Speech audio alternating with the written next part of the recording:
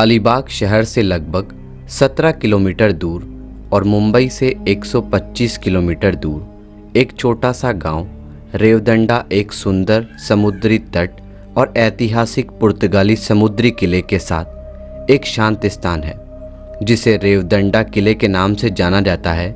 इस जगह का इतिहास भगवान कृष्ण के प्राचीन पौराणिक काल से है। मिथक के अनुसार यह माना जाता है कि संपूर्ण रेवदंडा क्षेत्र प्राचीन रेवती क्षेत्र था, जहां भगवान कृष्ण के भाई बलराम की पत्नी रेवती निवास करती थी। यह स्थान भगवान कृष्ण ने रेवती को उनके विवाह के समय उपहार में दिया था। एक और कहानी यह है कि राजा हंसध्वज ने यहाँ अश्वमेध यज्ञ के घोड़े को रोक दिया और रेवदंडा ने उनके और अर्जुन महान के बीच एक हिंसक युद्ध देखा। 6वीं शताब्दी के दौरान रेवदंडा एक प्राचीन बंदरगाह था जो 10वीं शताब्दी तक इस क्षेत्र के निजामशाही शासकों द्वारा व्यापार वृद्धि के साथ महत्व में बढ़ गया था।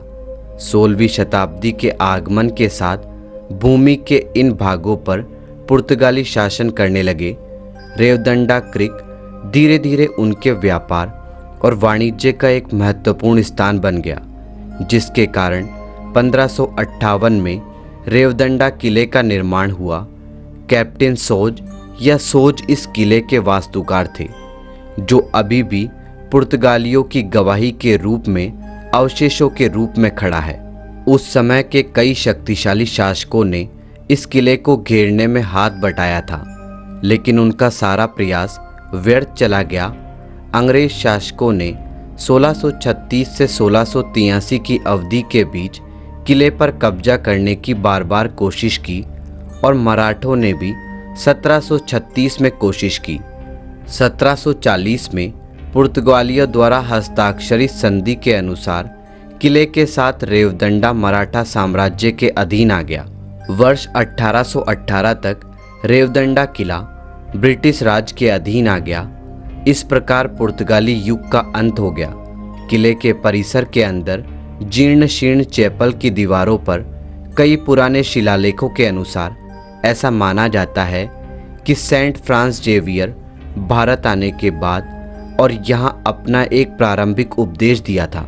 एक अन्य प्रख्यात व्यक्तित्व अफनासी निकितिन, जिन्हें भारत का पहला रूसी यात्री माना जाता है, रेवदंडा आए थे। इस भाग में कृतज्ञता के भाव के रूप में एक स्मारक खड़ा है। रेवदंडा किला 16वीं शताब्दी का एक प्राचीन किला है जो वर्तमान दिनों में केवल जीर्ण-शीर्ण स्थिति में है।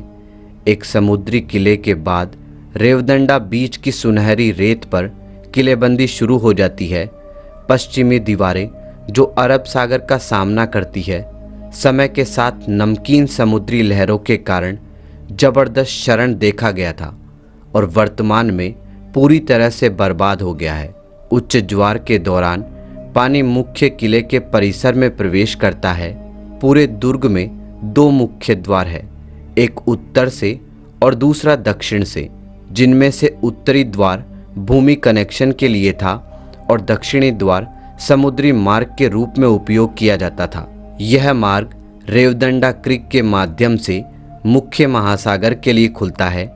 पुर्तगालियों ने यहाँ एक गोदी बनाई थी जो समय के साथ अस्तित्वहीन हो गई थी। उत्तर और दक्षिण द्वार पत्थरों से बनी एक लंबी सड़क से सीधे जुड़े हुए हैं। परिसर का पश्चिमी भाग वह जगह है जहां पर्यटक प्राचीन किले के कुछ अवशेष देख सकते हैं। शेष भाग अंततः रेवदंडा गांव बन गया है, जहां घरों और खेतों के टुकड़े हैं। पूरा रेवदंडा गांव वर्तमान में किले के परिसर की दीवारों के भीतर है। किले के चारों ओर की दीवारें मजबूत और काफ़ी ऊंची है और ढकने वाले बुर्जों से सख्त है। कई पैरापेट यहाँ दिखाई दे रहे हैं जो अपने सुनहरे दिनों के दौरान बंदूकें और तोपों को धारण करते थे। कुछ पुरानी तोप बढ़ते खरपतवारों के नीचे ढका देखा जा सकता है। किले की दीवारों के अंदर एक 3 मंजिला इमारत खड़ी है जिसका इतिहास अज्ञात है। रेवदंडा किले की सबसे महत्वपूर्ण विशेषता भूमिगत सुरंगों का नेटवर्क है सुरंगें ईंट और गारे से बनी है और सुरंग की दीवारों को पकड़ने के लिए सजाए गए हैं मेहराब। पुर्तगालियों के बिना किसी आधुनिक उपकरण के मेहराब से सजी सुरंगों का निर्माण कैसे किया गया, अभी तक यह एक रहस्य है। प्रत्येक सुरंग की ऊंचाई और चौड़ाई दोनों 3 मीटर है और सभी सुरंगों में प्रकाश और ताज़ी हवा के लिए शीर्ष पर छोटे छोटे उद्घाटन हैं। इन सुरंगों का इस्तेमाल युद्ध और अन्य आपात स्थितियों के दौरान लोगों की सुरक्षा के लिए किया जाता था। भारतीय पुरातत्व सर्वेक्षण द्वारा वर्ष 1982 में सुरंगों की खोज की गई थी और वर्तमान में किसी भी पर्यटक दुर्घटना से बचने के लिए उन्हें सील कर दिया गया है। अलीबाग और इसके आसपास आने वाले पर्यटकों के लिए यह एक जरूरी जगह है।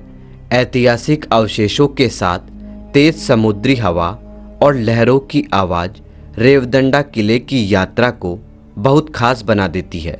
दोस्तों, अगर आप भी रेवदंडा किले की यात्रा पर गए हैं या इस किले के बारे में कुछ जानकारी रखते हैं तो हमारे साथ कमेंट बॉक्स में ज़रूर शेयर करें।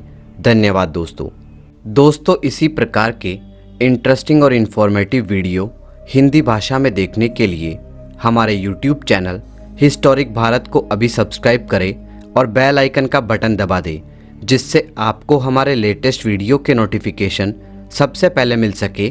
धन्यवाद दोस्तों।